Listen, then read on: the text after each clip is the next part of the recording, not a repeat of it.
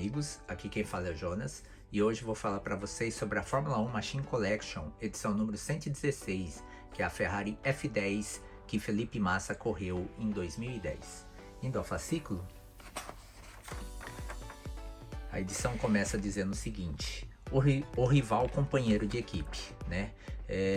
Para 2010, a Ferrari, ela num plano ambicioso, né, querendo voltar a ser campeã novamente de pilotos, né, ela dispensou o Kimi Raikkonen, né, pagando salário para ele ficar em casa, inclusive, né, que ele tinha contrato ainda para 2010, né, e em seu lugar, a Ferrari trouxe Fernando Alonso, né, na esperança que o piloto espanhol levasse a equipe de volta aos áureos momentos em que foram campeões outros anos, né? Com isso, a estrela do Massa, né, ficou um pouco mais apagada, em virtude também do acidente sério que ele sofreu em 2009, né? E 2010 foi um ano de recuperação dele ainda, ele estava se convalescendo do gravíssimo acidente que ele sofreu na Hungria, né? Mas tendo um piloto fortíssimo dentro da equipe, né, como o Alonso, né, de muito talento, aí realmente foi o começo do declínio do Massa dentro da hierarquia, dentro da Ferrari, né? A foto aqui mostrando a F10 no Grande Prêmio da Turquia, né? Corrida essa comemorativa dos 800 grandes prêmios que a Ferrari tinha na Fórmula 1, né? Coincidiu justamente nesse final de semana no autódromo lá em Istambul, né?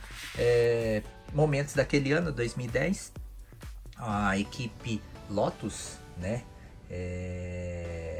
A equipe Malaya da Lotus, né? Ela usou o nome clássico da equipe britânica, né?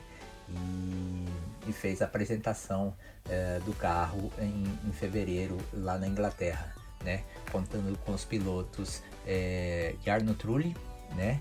E Heikki Kovalainen ao volante, né? Quem que é o outro piloto aqui? Fairuz Fauzi, né? Era o piloto de testes da equipe, né? Foi um ano complicado para eles, né? Porque eles ficaram disputando nome para poder correr naquela Fórmula 1, né? Mesmo usando esse nome Lotus Racing, parece que teve um pouco de complicação na parte de direitos de equipe, né? Já que a Lotus original parece que reclamou, né? Aqui, Fernando Alonso durante o Grande Prêmio da Turquia, né? Com o carro com o grafismo estampado aqui de 800 corridas, né? Jason Button, que apesar de ter sido campeão na Brown em 2009, né? Todo mundo esperava que ele continuasse dentro da equipe, né? Já que ela foi adquirida pela Mercedes, né? Mas surpreendentemente ele decidiu ir para a McLaren, decisão acertada inclusive, já que a Mercedes ela regrediu em termos de performance, né? O carro da Brown no final do ano já não rendia tanto, né? E esse rendimento foi passado para a nova equipe Mercedes, que assumiu a equipe. Então pode-se dizer que o Jenson Button fez a decisão correta de passar para a McLaren em 2010, né? Pedro de la Rosa correndo com a Sauber, né, naquele ano 2010. Cadê a corrida aqui? Não tá falando qual corrida, né? A Sauber que estava praticamente recomeçando novamente, né? Já que a BMW caiu fora da Fórmula 1, deixou eles na mão, né? E a equipe voltou a ser garagista de fato, né? Não tendo nenhum grande fabricante por trás como eles tinham na época da BMW, né? Outra grande mudança em 2010, Rubens Barrichello, né? Que estava na Brown em 2009, né? Com a mudança para Mercedes, não teve espaço para ele, né? E ele acabou firmando um contrato para correr na equipe Williams, né? Naquele ano 2010. Então, com isso, ele teve um carro de rendimento mais modesto naquela temporada, né? Outra equipe que surgiu em 2010 foi a Virgin, né? Dentro daquele programa que a FIA fez, né, de incluir 3 novas equipes. A primeira foi a Lotus, a segunda a Virgin e a terceira a HRT, né? Foram as 3 equipes que surgiram naquele ano. E o Di Grassi aqui participou apenas daquela temporada correndo pela equipe inglesa, né? Outro piloto que acabou aparecendo momentaneamente na Sauber foi Nick Heidfeld, né? Ele que tinha sido dispensado anos antes da equipe, né? E teve um breve regresso correndo algumas corridas naquele final de ano da temporada, né? Abaixo aqui a foto comemorativa, né, dos 800 Grandes Prêmios da Ferrari, né? Stefano Domenicali, que era o então diretor da equipe, né, juntamente com Felipe Massa e Fernando Alonso na apresentação do carro, né? Outros momentos, Lewis Hamilton durante um pit stop no GP da Malásia, né? Ele que agora tinha um companheiro de respeito dentro da equipe, né?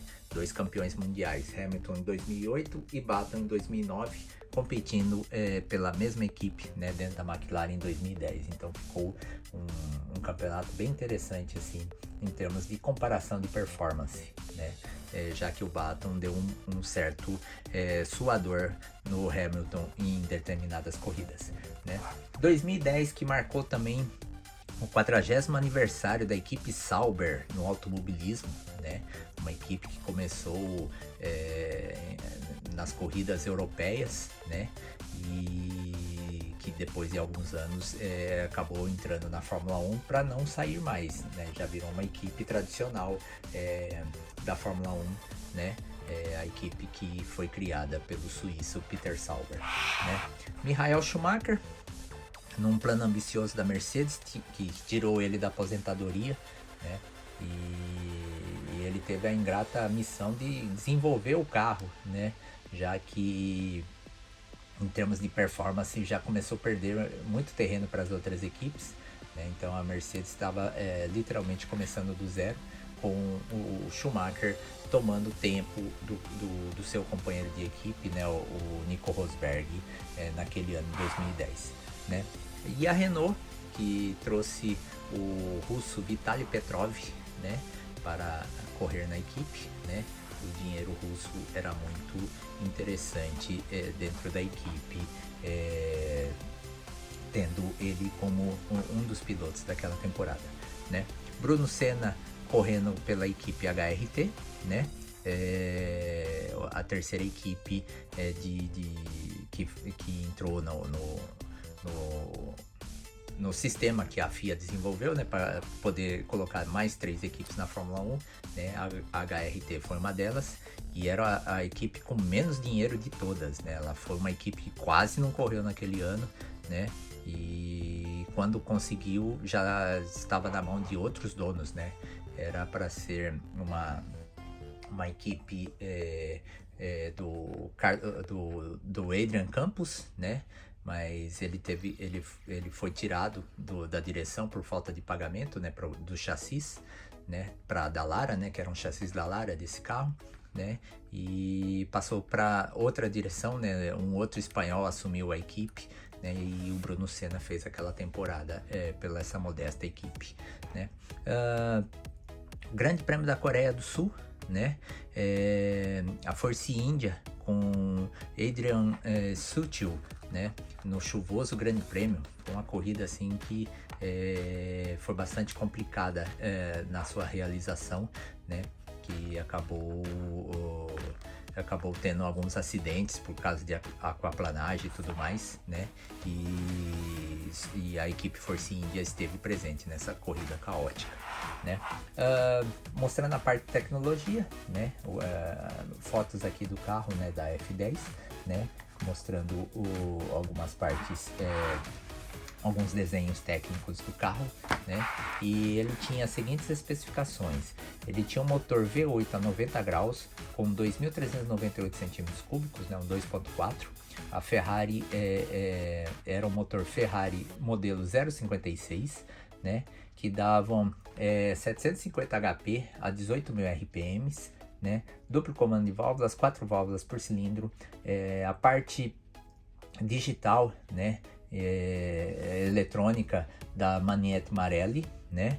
Câmbios semiautomático de 7 marchas e que tinha 240 litros de tanque de combustível e 620 kg de peso.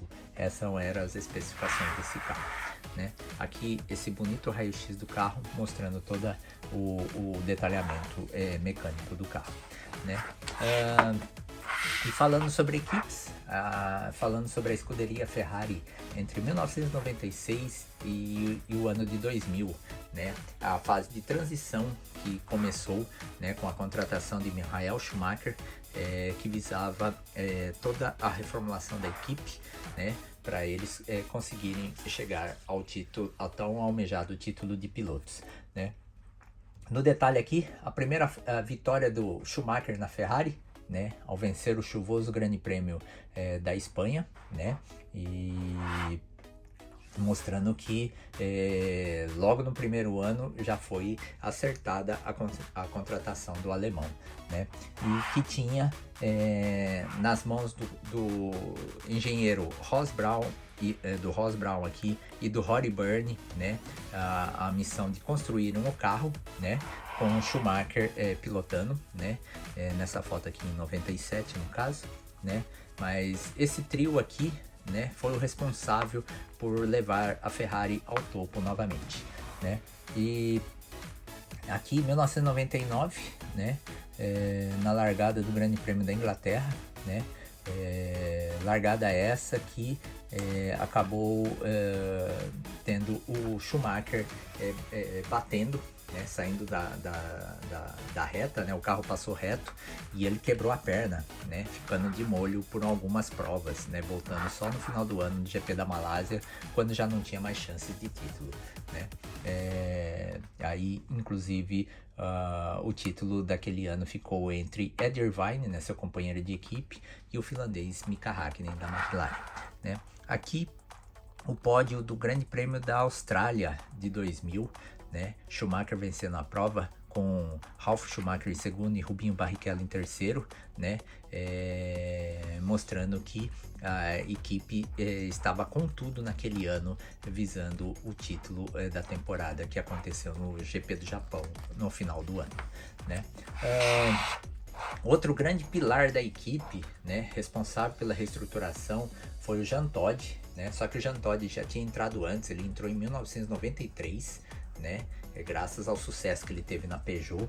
Aí a Ferrari resolveu chamar ele para liderar a equipe, né, e a conta-gotas ele foi mudando as coisas, né, até ele conseguir formar um pessoal técnico capaz de levar a Ferrari novamente ao topo da Fórmula 1, né. Acima aqui, Schumacher e Barrichello durante, não tá falando a prova, mas parece que é Indianápolis 2000, né, e nessa outra aqui, Indianápolis 2000, e falando sobre o título que o Schumacher conseguiu naquele ano, né, naquela fabulosa temporada, né. Falando sobre corridas, falando sobre o Grande Prêmio de San Marino de 2006, uma prova vencida pelo Michael Schumacher, mas que teve uma batalha, né, muito forte, né, pela vitória, né, já que o Alonso ficou veio diversas voltas atrás tentando ultrapassar o alemão e não conseguiu, né. Então com isso o público teve um momento épico, né, entre os dois melhores pilotos da época, né, Alonso e Schumacher disputando uma corrida muito empolgante que foi aquela prova em 2006, né. E falando sobre grandes pilotos, falando sobre o australiano Daniel Ricciardo, né, o Mr.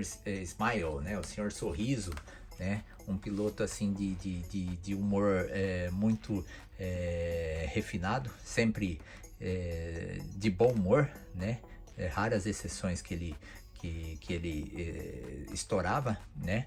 E um piloto assim de extrema simpatia, assim, que cativa todo mundo, né? Aqui ele na Red Bull em 2015 no Grande Prêmio do Canadá, né?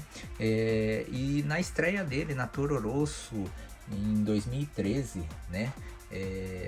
Estreia na Toro Rosso, né? Mas ele competiu pela HRT em 2012, né? E em 2013 teve a chance na equipe Toro Rosso para competir, né? E aqui na Sicília, em 2015, andando com na Targa Florio, andando com uma Alfa Romeo 33, fazendo uma volta de demonstração nesse ícone das pistas, né, dos anos 70, o Ricciardo teve o gostinho de dirigi-lo, né? Daniel Ricciardo, nascido na Austrália, em 1º de julho de 1989, estreou na Fórmula 1 no Grande Prêmio da Inglaterra de 2011, né? Ele competiu até o final do ano passado, né? Então essa edição é velha, né? Então ainda não fala sobre isso, né? Foi terceiro colocado no Mundial em 2014 e 2016, né? Com 188 participações. Essa revista acho que é de 2021, se eu não me engano, né? Com 7 vitórias. A primeira delas no Grande Prêmio do Canadá de 2014 e a última vitória no Grande Prêmio de Mônaco de 2018, né? 31 pódios com 3 pole positions, 15 voltas mais rápidas, e ele competiu pelas equipes HRT, Toro Rosso, Red Bull, Renault, né? E os dados aqui são referentes até o final da temporada de 2020, então tá bem desatualizado esses dados aqui, né? Mais momentos, em 2017, né? Ele correndo com a Red Bull lá em Mônaco, né? Chegando na terceira colocação, né?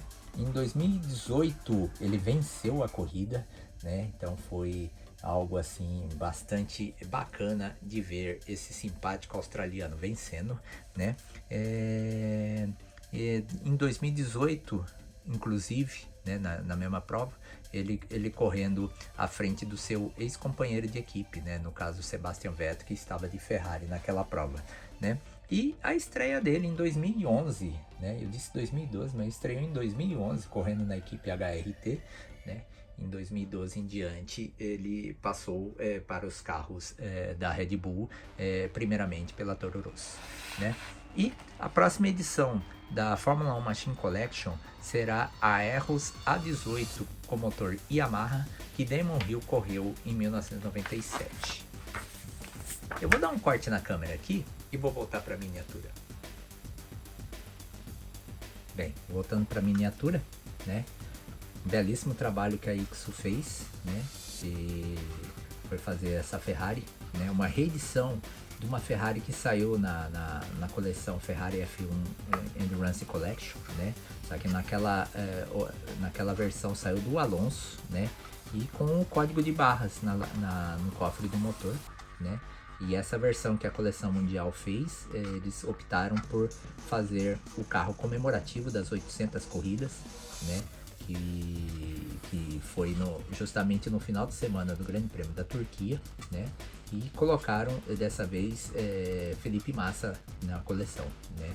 Então eu fiquei muito feliz em saber que ia ter um carro do brasileiro, né? Eu gosto quando saem os carros dos brasileiros na coleção, né? E essa Ferrari está lindíssima, né? O detalhamento está muito bom, né? Só tem um detalhe, eu fui comparar, né, com a que saiu na Ferrari F1 Endurance Collection, né? As rodas não tá com os logotipos da BBS, né? Tem os logotipos na versão do Alonso que eu tenho, mas não tem na versão do Massa. Então, mais para frente eu vou ter que comprar adesivos BBS para colocar aqui nas rodas desse carro para ficar 100% original com o que competiu naquela temporada, né? O detalhamento tá legalzinho mesmo, né? Você pode reparar aqui que tá muito bem feito, Eu gostei das novas antenas que foram colocadas, né? Ela tá em plástico cromado, inclusive, né? Deu um destaque a mais. Na outra versão era plástico, mas na cor cinza mesmo, o plástico cinza, né? Então nessa aqui a gente percebe que tá mais foi melhorada nesse ponto, né? Na miniatura, certo? Bom, é isso aí. Espero que tenham gostado desse vídeo. Continuarei fazendo vídeo dessa e de outras coleções. Continuem acompanhando. A todos vocês, fica o meu abraço e até a próxima.